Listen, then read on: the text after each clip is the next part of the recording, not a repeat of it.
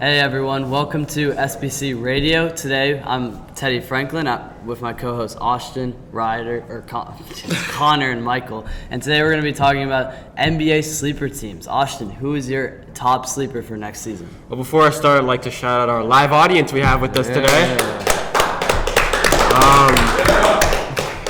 And as for my sleeper team, I'm going to go with the Houston Rockets. They have a great young core with Jabari Smith Jr., they got Amen Thompson, they got Jalen Green, they just got Reed Sheppard in the draft. They've got some great pieces that they can build around, and I think this team is young. I think this team has chemistry. They've all really been together for the past couple of years, and I really think, obviously Fred VanVleet as well, and I really think this team is poised to make maybe not a playoff run, but I think they can take a step towards making the playoffs in a very stacked conference. Michael, what do you think? I'm sticking with the hometown team, the Bulls. I like the Bulls. They add Giddey, who a lot of people are, making fun of for the off-court allegations, but I like him. I feel like with the ball in his hands, when Shea wasn't playing, Giddey performed really well. He had multiple 30-point games, and we saw how well he played.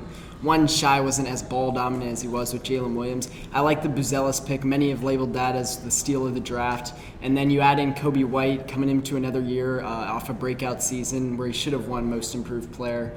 I like the Bulls. I like the additions they made in free agency, and I feel like they could sneak into the plan and maybe, eke out a win or two in the series. Connor, what do you think? I'm going to go with the Detroit Pistons. They have a ton of young talent that I'm going to be excited to see with a new coach as Monty Williams was fired and J.B. Bickerstaff was hired. Ron Holland's going to fit right in. I'm also a huge fan of the Tobias Harris signing.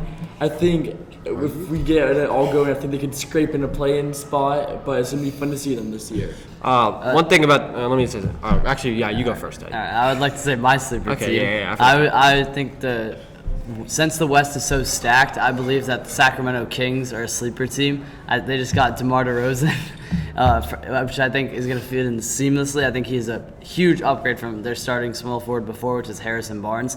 And I feel like De'Aaron Fox is going to keep improving. Davion Mitchell is pretty solid. And you got guys like Sabonis, who is an all-star every year pretty much. I think the Kings can easily be a top 5 or 6 seed in the West. I think a lot of teams like the Warriors, the Lakers, I don't think they're going to be as good as they were last year.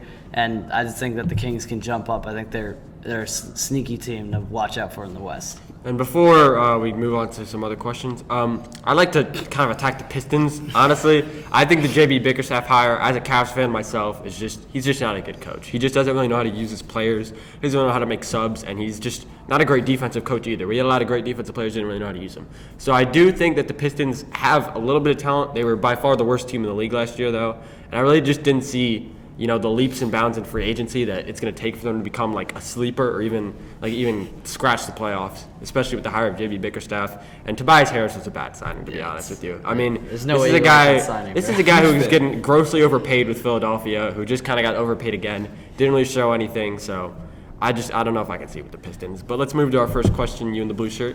I want to know, do you guys think that Anthony Edwards can take the Timberwolves all the way to the finals and win it? Call again.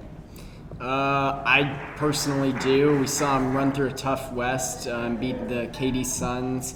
They beat the Nuggets in a tough series, and then they lost to a Mavs team who I feel like were fit to beat them well with Luka and Kyrie. But I think that if the Timberwolves had advanced past the Mavs, I felt like they were a really good matchup for the Celtics in the finals, as well as going into the season, they add another scorer in Rob Dillingham.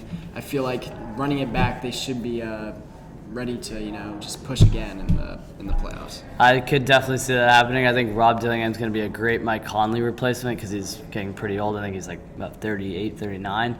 And I think the Nuggets are definitely the team to beat right now in the West. So I think if the Timberwolves can keep improving, as their team is still very young, I think that they can. Them and the Nuggets are going to be the two teams that I'm looking out for in the West. UNC hat. How far do you think the Cavs can go? I'm a Cavs fan, so I'd like to take this question. I really think with the hire of Kenny Atkinson, the Golden State Warriors assistant, I really think the Cavs can go pretty far. I think they're a huge sleeper. I mean, no one was expecting him to get Donovan Mitchell back, right? There was all this discourse, oh, he's going to the Knicks, he's going to the Lakers, he hates the Cavs. He comes back to the Cleveland Cavaliers. We're probably going to get rid of Darius Garland this offseason. As much as, he was good a couple years ago, just wasn't that guy this season.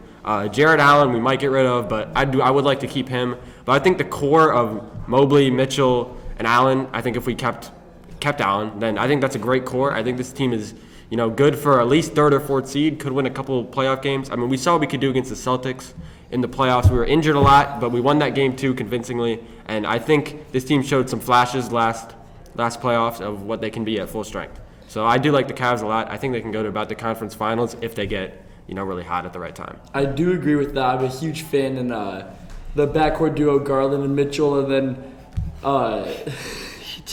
then I do like Evan Mobley and Jared Allen. I think if they all put it together, I think I will see them back in the Eastern Conference Finals. Well, that's gonna do it. Ended on a pretty bad take there, but we'll end the show there. Thank you to our live audience, and we'll see you guys next time. Thank you guys.